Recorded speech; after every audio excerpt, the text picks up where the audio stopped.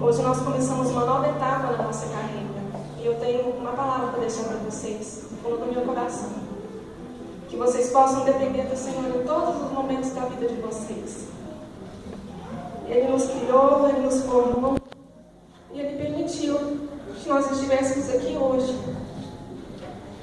Que vocês possam depender dEle em todas as situações.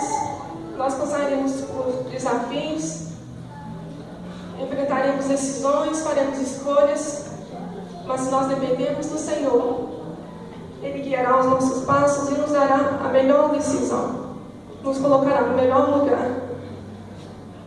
Eu peço que vocês confiem completamente no Senhor no coração de vocês, deixem de fazer morada no coração de vocês, e todos os planos e projetos e sonhos que vocês tiverem, coloquem nas mãos dEle, que com certeza Ele tem o melhor para vocês. Ele quer o melhor da nossa vida. E Ele está pronto para nos ajudar. E quando nós entregamos as nossas vidas na mão dEle, tudo se torna mais fácil.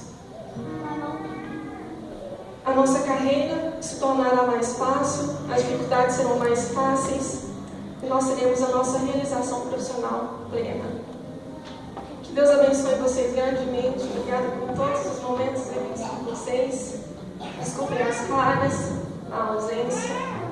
Levarei vocês, as que não estão aqui, dentro do meu coração, onde quer que eu vá. Que Deus abençoe vocês grandemente. Desejo muito sucesso e uma carreira abençoada para todas nós.